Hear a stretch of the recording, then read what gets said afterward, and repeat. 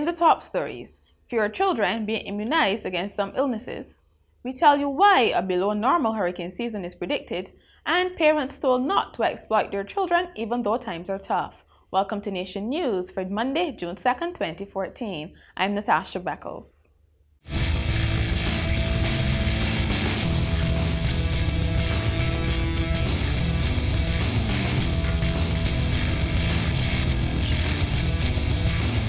Some children could be at risk for preventable illnesses because their parents have not kept them up to date with recommended vaccines. According to Chief Public Health Nurse Ann Murrell, the uptake of the pentavalent and polio vaccines is below the recommended standard, at least in the catchment area of the Eunice Gibson Polyclinic in Warrens. The pentavalent or 5-in-1 vaccine protects children from diphtheria, tetanus, whooping cough, hepatitis B, and a bacterium which causes pneumonia and meningitis. Speaking during a recent open day at the Eunice Gibson Polyclinic, Nurse Murrell said the immunization coverage for measles, mumps, and rubella in the clinic's catchment area was 98%, but for the pentavalent and polio vaccines, the coverage was 89% for 2013. She said the downward trend continued into the first quarter of this year, where the coverage for the pentavalent vaccine fell to 81%. The recommended coverage is between 95 and 100%. A below normal hurricane season is being predicted, and that's due to the El Niño effect. So says the Executive Director of the Caribbean Disaster Emergency Management Agency, Ronald Jackson, who explained that El Niño causes warmer tropical and Pacific temperatures and heavy winds, which tend to cut down on hurricane-type activities.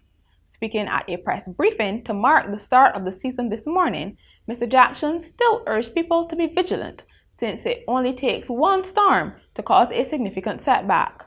There's a 70% forecast for 10 named systems, with 5 likely to develop into hurricanes. 4 of those 5 are expected to become Category 3 to 5 hurricanes.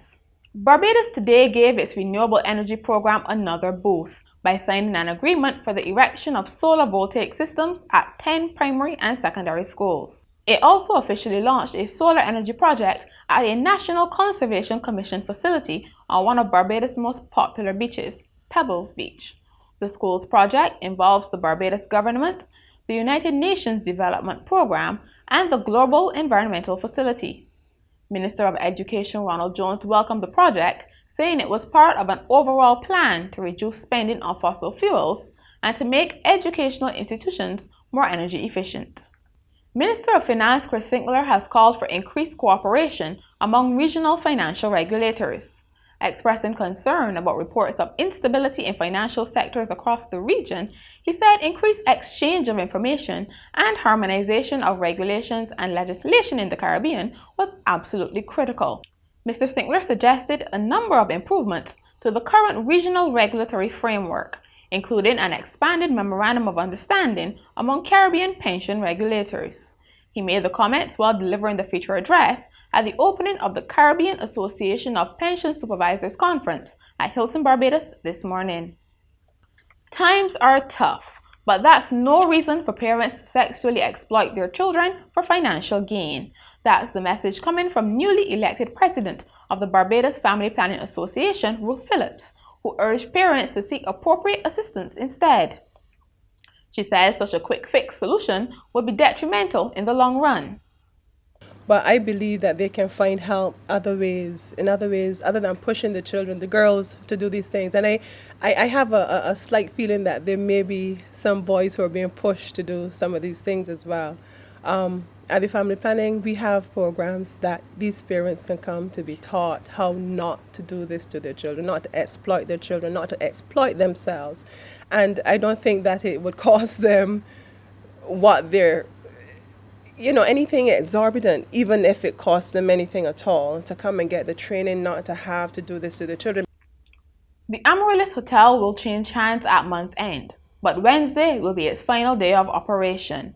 About 100 workers will be out of work as the hotel closes for redevelopment.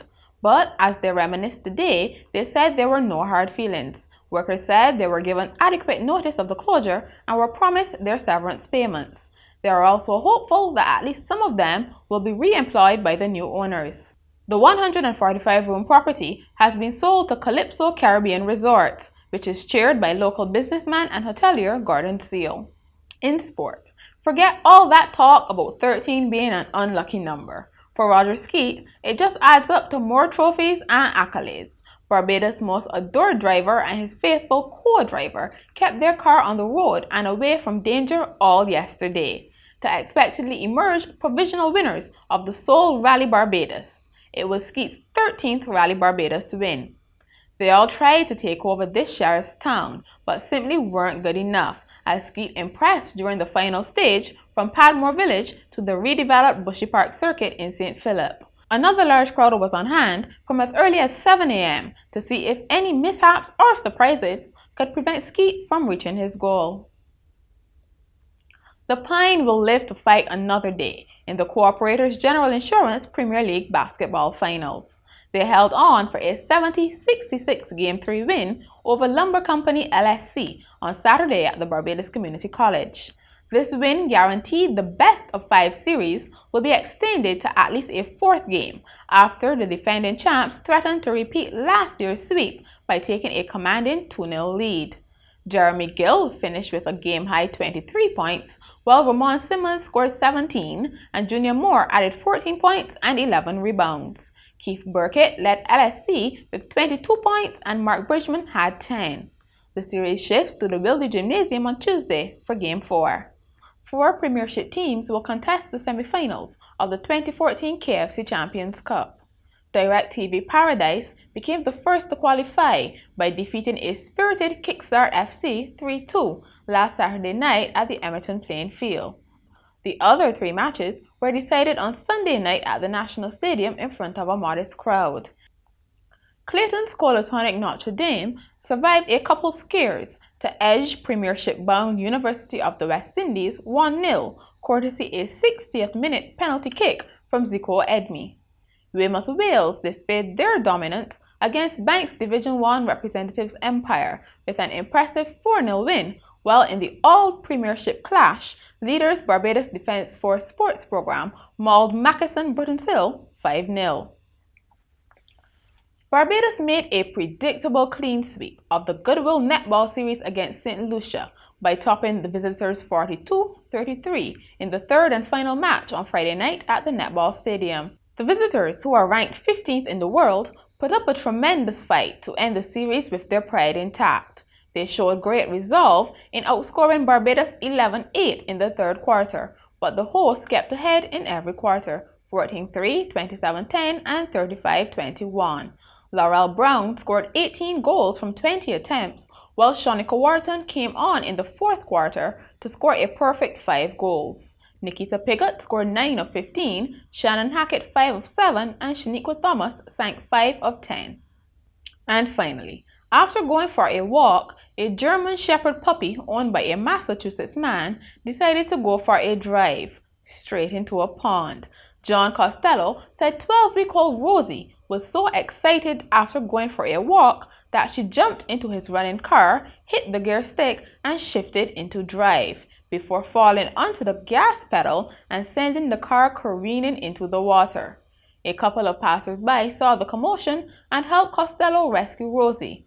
Nobody was injured, but Costello says the Dodge Neon is a total loss. And that's Nation News for today. You can keep up to date on nationnews.com, Facebook, Twitter, and on our YouTube channel.